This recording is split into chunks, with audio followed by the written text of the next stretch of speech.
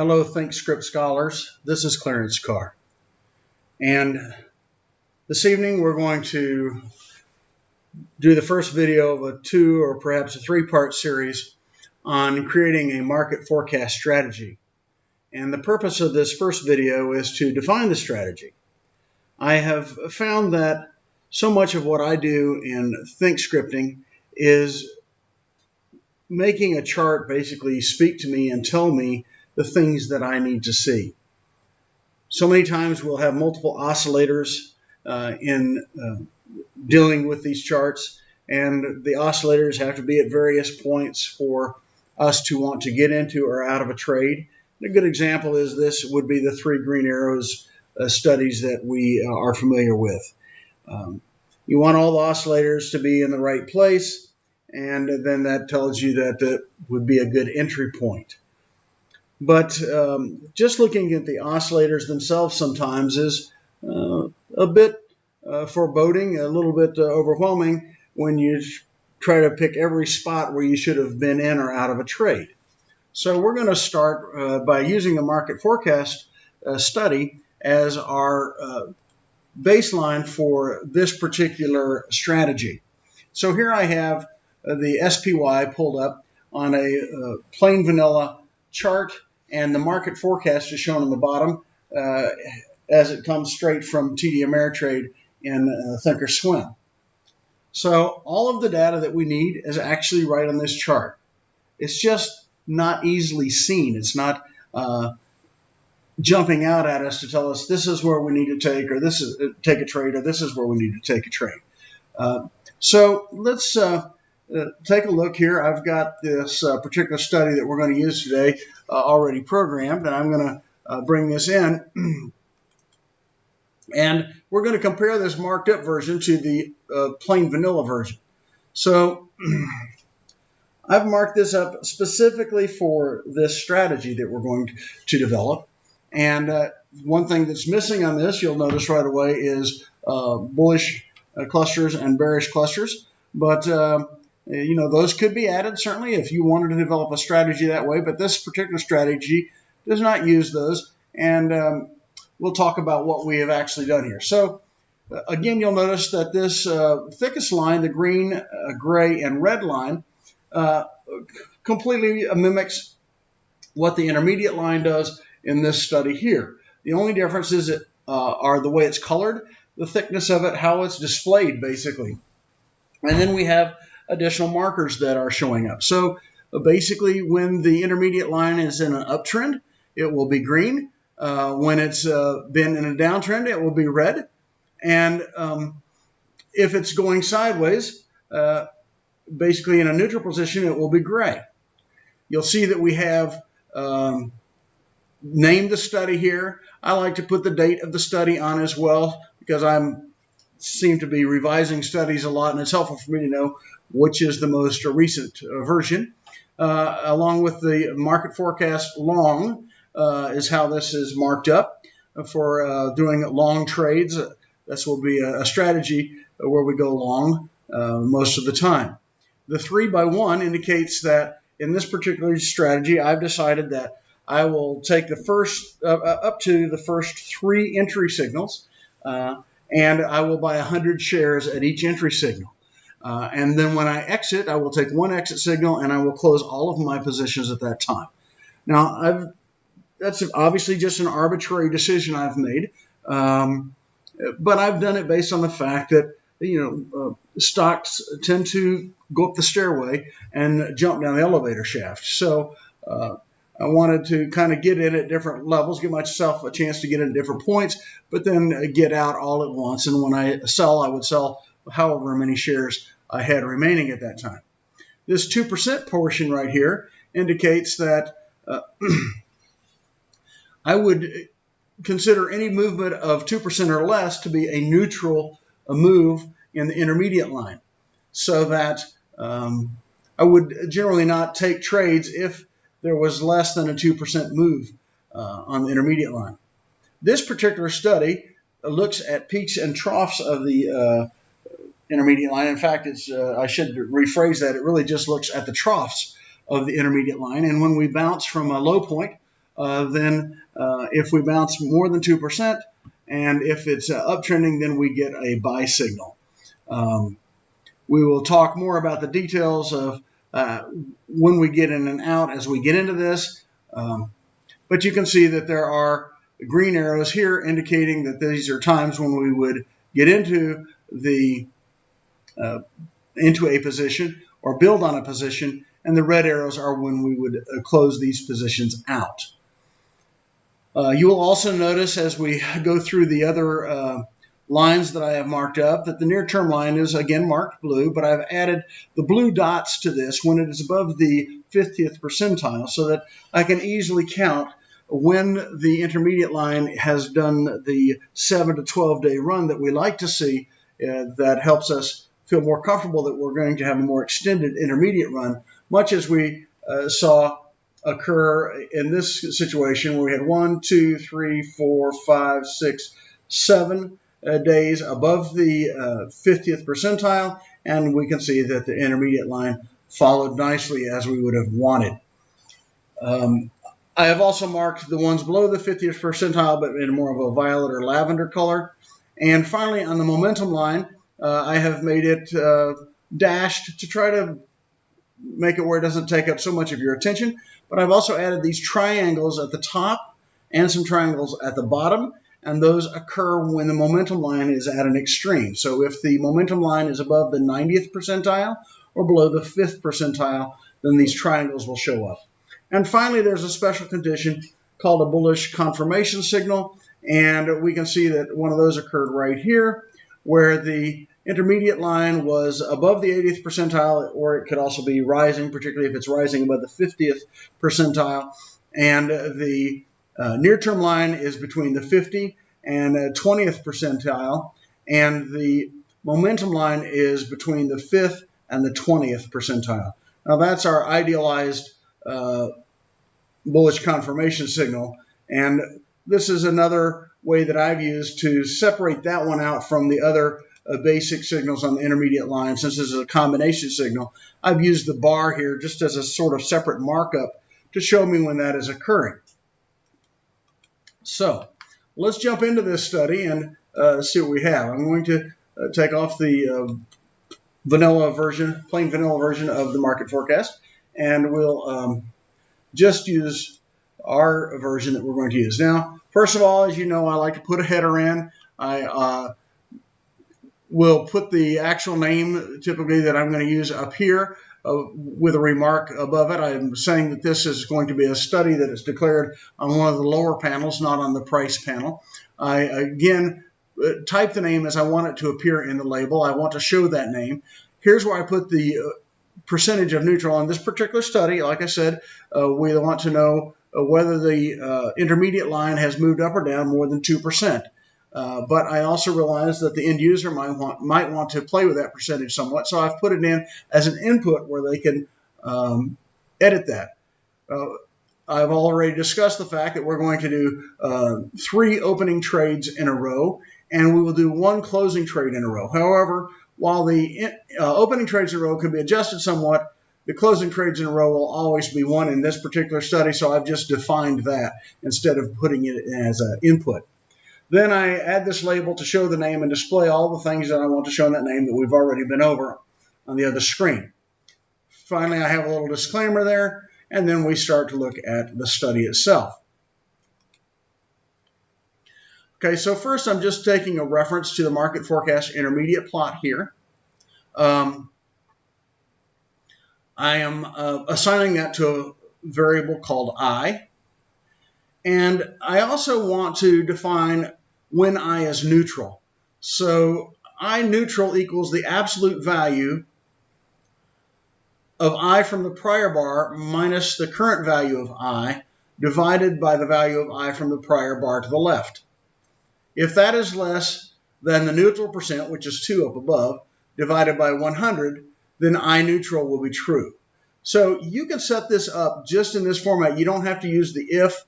The alternate way to do this would be to put an if, then true, else, or excuse me, it would be if, then yes, else no. But just setting it up like this has the same effect. Now I want to go back to set the line weight of the intermediate line, and I want to hide the bubble over on the right-hand side. Now, I want to show you something that is important as we color the line. I have actually used this statement down here to color the line, but if you look at it, you will see, let me highlight this so that you perhaps can see it a little better on your screen. And let me make sure that my font settings are what I want them to be. Yeah, I think that'll be big enough for you guys to see on the screen at 20. So here what I'm saying is I want to assign a value color to I. So based on what the value of I is, the color will change. And it says if I neutral from 1 bar ago and I from 1 bar ago is greater than 20 and I from 1 bar ago is also less than 80, then the color is a light gray. Else if the intermediate or I from 1 bar ago is less than 80 and I from 1 bar ago is less than I from 2 bars ago times this neutral percent. In other words, if it has moved down, if it's under 80 and it has moved down by more than 2% in the past 2 bars, or if it's less than 20, then I will color it red. In all other conditions, this line will be colored dark green. Okay, so let's look at this a minute. And one question that may come to your mind is, why am I offsetting this everything by this 1 bar back when in fact, you would think that I would want to look at the color in the current bar? Well, let's look at something a minute. I want you to understand a little idiosyncrasy about Thinkorswim that you may or may not be aware of. There is a difference between how colors get painted on a histogram versus how they get painted on a line. So I'm going to just go take these items out here, and we'll go over what this is in just a minute. Well, that one actually needs to have, I took one extra remark out, and that needs to have paint right there. Okay, so if we just paint it straight out, now I've remarked out the one that we're actually using, but I want to demonstrate a point. If we just paint the line, looking at the current values and comparing them to, where they are at, say I neutral and I greater than 20 or I less than 80, then you color it gray. Otherwise, if the current bar is less than 80 or the prior bar was less than 2%, or excuse me, the current bar is less than 2% below the prior bar, or the prior bar is less than 20, then the color is red. So we're going to take that same study and we'll look at it on a line, and then I'm going to assign this plot IH to equal 95% of I. Now the reason I did it at 95% because I want you to notice a color change that occurs, and it's easier to see when they're not quite on top of each other. So let's look at how the histograms paint this, and let's look at how the line paints this. The histogram coloring is defined exactly the same as the line coloring on this plot, and the lines are otherwise exactly the same, except this is just 95% of the other one. So let's look at this, and I'll show you what I want you to see here. Let's zoom in on this. You'll notice that, for instance, when the red color occurs here on this histogram, the bar before the space between the bars is colored red on the line. So the histogram paints the fence posts, but the line paints the fence between the posts. And really, we don't want to get this signal until here, but with the line, it's looking ahead and saying, oh, the next one is down below. The next value of I, or intermediate line, is below the value here, so we're going to paint this red. I really don't want that showing up this way. You have the same thing with all these. Here the gray line is showing up before the gray bar actually shows up. The green line is showing up before the green bar actually shows up. I would much prefer to have this green line moved over here to show up and this red change color here to show up, so that the beginning of these are always lined up. Now, let's go back in. And what we're going to do is we're going to leave the histogram painting alone.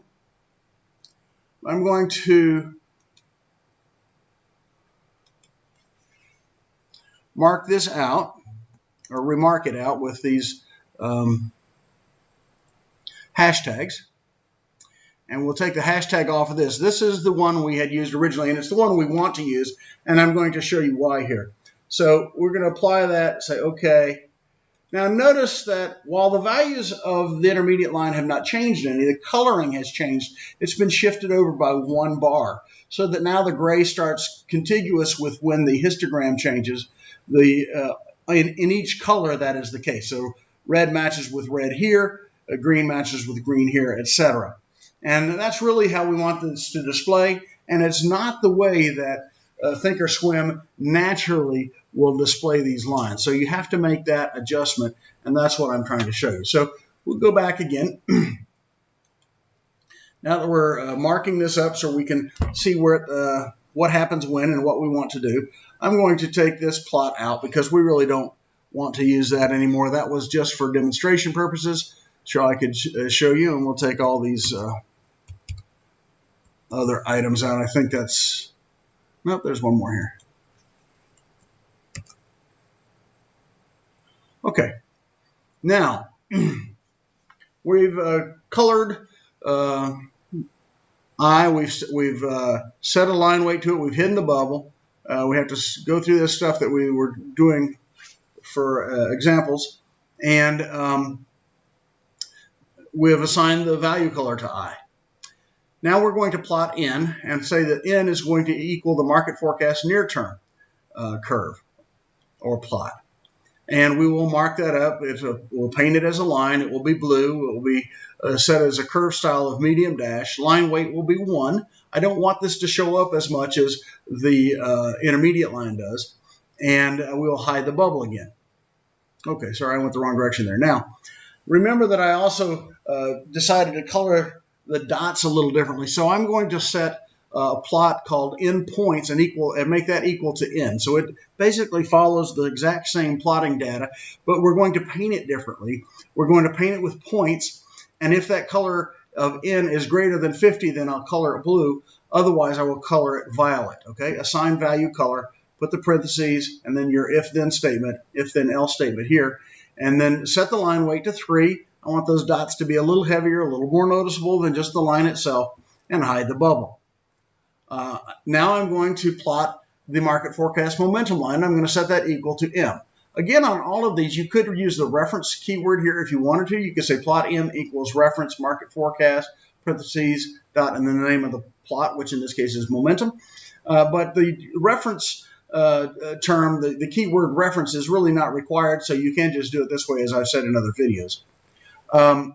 Now we're going to set the default color of this plot to red.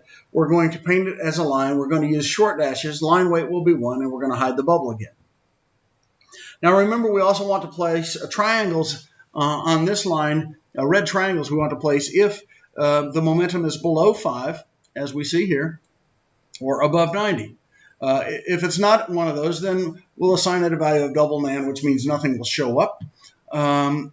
We color those red, we make them triangles, and we select a line weight of 5. We hide the bubble, and now we're ready to move into finding the trough price of, the troughs in the intermediate line. So this means the low points, and so a low point is, of course, a point which is has a value higher to the left and higher to the right, and that's essentially what this line does right here. We define the I trough equals to if I is less than 80, and I1 is greater than the current I, and the current I is less than I minus 1, the one to the right. So if the current I is less than the one to the left, and it's less than the one to the right, and it's less than 80, then we will have the I trough take the value of I at that point. Otherwise, I trough will not have a value. Now we want to carry this value forward so that we can compare it to the intermediate line in future bars and decide whether or not the future value of the intermediate line is above or below this trough value. So we say define last I trough equals 2, and we say if I trough 1 is a number. So what this is saying is if it is not a number, which is another way of saying if the prior value of I trough was a number, then we carry I trough forward. Remember, I trough will only be a number if it was in fact a trough. Otherwise, it's assigned double nan here. So every time a new trough is reached, we're saying, okay, if a new trough is reached, then we want to pick up that number and assign it to the current value of last I trough. Otherwise, we just carry forward the value of the last I trough from the prior bar. Then we set up a value here, define last T equals to last I trough. It's probably not completely necessary to do it. It's a little bit redundant to do that, but I had set up some of my code with this already, so we're going to leave this in place for now. The next thing we do is we look for our signals, and here's where we really define our strategy. We're going to say that the market forecast buy signal, a market forecast sell signal, and we're going to let this value here represent a bullish confirmation buy signal. So the market forecast buy signal in this strategy will occur if I is greater than or equal to 20, and I is greater than the last trough, and I 1 bar ago was less than the last trough. In other words, if this just passed, if it's above 20 and it just crossed above the last trough level or is higher than the last trough level and it's gone more than that 2%, or if it crosses above 20 and has gone more than that 2%, then we will set the value of the market forecast buy signal to whatever the intermediate line is at that point, else there will be no value assigned to this. Now, the market forecast sell signal will be determined if the intermediate line is less than 80 and the I drops below the last trough level and the last trough level was greater than the last trough level. So that's just another way. In other words, if I is less than the last trough and the prior value of I was greater than the last trough, then we have crossed below the last trough value. And of course, we have to drop more than 2%, so it has to be not I neutral. Or if I is less than 20 and I1 is, or in other words, I1 over to the left is greater than 20. This means if I crosses below the 20th percentile and it crosses and drops by more than 2%, then that will be a sell signal as well. Or if I is less than 80 and I 1 bar to the left was greater than 80 and it drops more than 2%, then that will be a sell signal.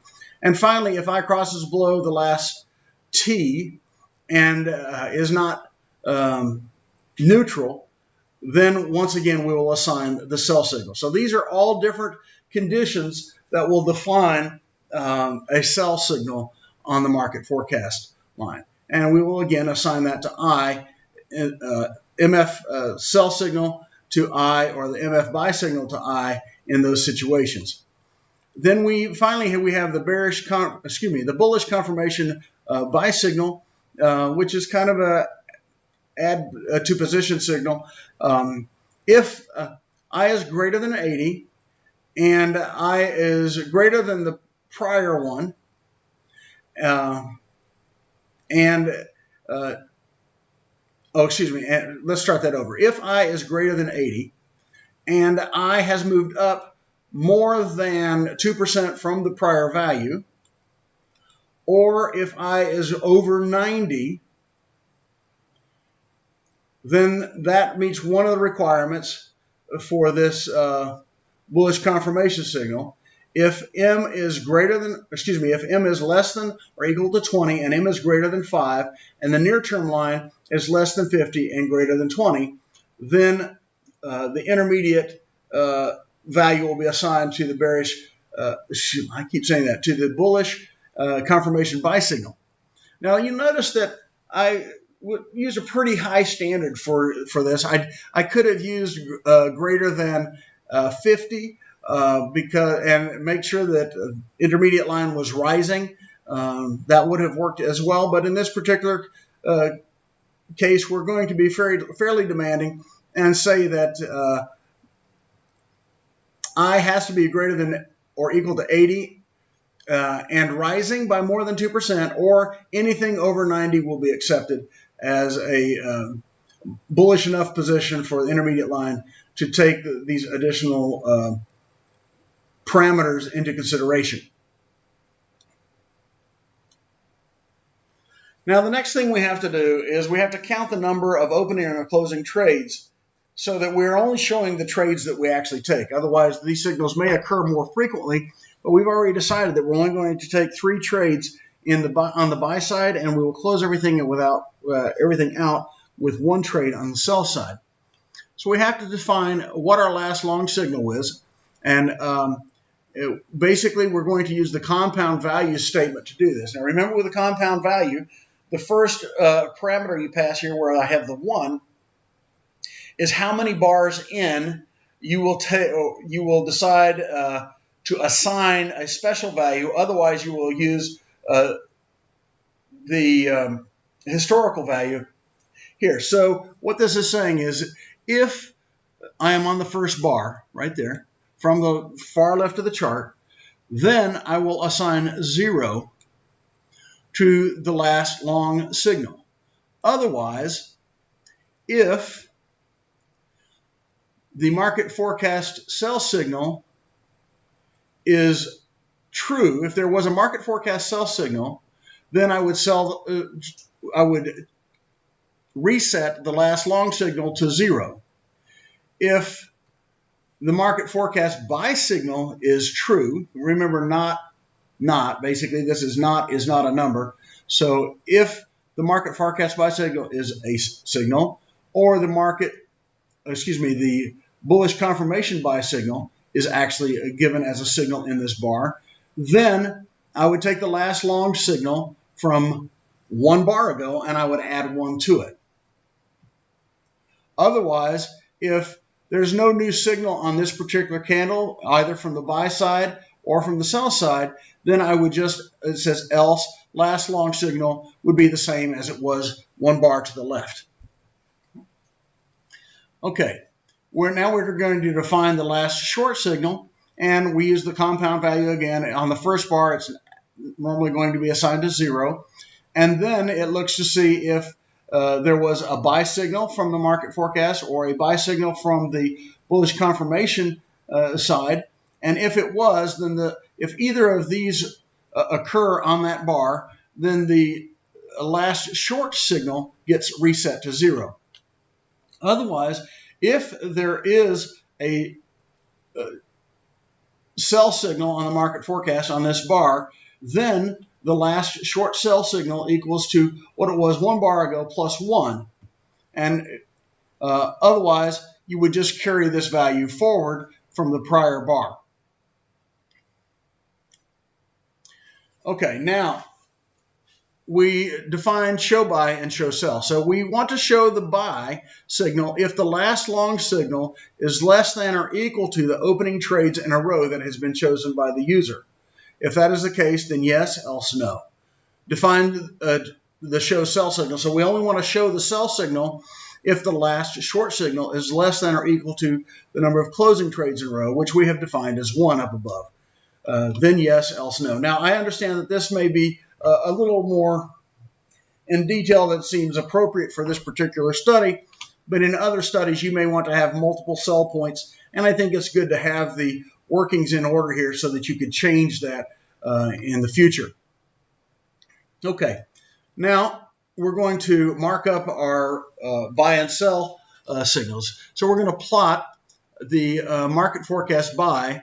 If the market forecast buy signal and if show buy is true, then we're going to place a mark or an arrow. We've decided we're going to make this an arrow up at a value of 10 on the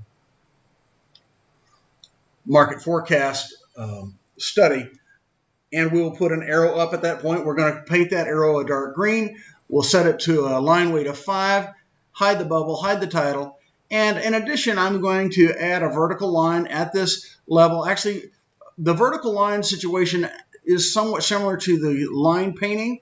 So if I don't put the 1 here. I really want to delay where this vertical line gets placed, so it's actually right after the histogram bar would be to the right side of that histogram bar showing up on the chart, and we'll see why that's important as we move through this. Then I want to just have a plus sign on that vertical line and show how many long signals I have currently at that point, colored a dark green, and make it a firm curve. Next, we will do the market forecast sell signal. And so if we have a market forecast sell signal and we are supposed to show this sell, then we will place a down arrow at the 90th percentile level on the market forecast study. Otherwise, we will show nothing. We'll color this red. We'll give it a line weight of 5. We'll hide the bubble, hide the title, and we will add a vertical line. Once again, offset 1 from the left to the right, and on that it's going to say minus all. So in other words, we're selling all at that point. We color this dark red and again paint it as a firm curve. Finally, we're going to have the plot the bullish confirmation, and these could have been in other orders. I realized that up above the sell I think came in a different order, but these could be in any order. It would be okay, but we're just going to continue with the way they are here. If I get a bullish confirmation buy signal and I am supposed to show that buy signal, then we will plot that as the bullish confirmed signal, and we will place that at I, else double nan. We will paint that as a histogram. As you recall, I had that painted differently. We will color it green, give it a line weight of 5, hide the bubble, hide the title, and once again we will count up how many signals to the long side we have at this point and put a plus and add that signal here with dark green and make it a firm curve. Then we will basically place our upper and lower reversal zones. We'll color those lines. We will plot the top at 100 and we'll hide the title. We'll plot the mid at 50 and color that gray. We'll plot the bottom at 0. We'll plot an upper reversal at 80, color it green. These are just the lines that we're coloring right now. And we'll plot the lower reversal zone at 20 and color that a dark red. We'll then add clouds that make the upper reversal zone green and the lower reversal zone pink.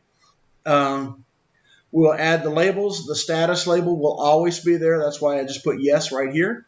And it will be colored dark gray. There will always be a status. It will always be either neutral if I neutral is true. It will be bearish if, in fact, these parameters show that it is bearish. It will be bullish if these parameters reveal that it is bullish and bullish by more than the neutral percent that we've decided. And we'll color it red if it's bearish and green, or excuse me, a dark green if it's bullish. Finally, we will add labels in case we're in an extreme position with the momentum line. If it's less than 5, it will say the momentum is extremely low and it's bearish. Or if it's above 90, it will say momentum is extremely high and is bullish. And then we will add the values of the intermediate line, the near-term line, and the momentum line, each as labels, and we will color them according to the colors they show in the chart. So let's hit OK there, OK here. Let's back out and see our study.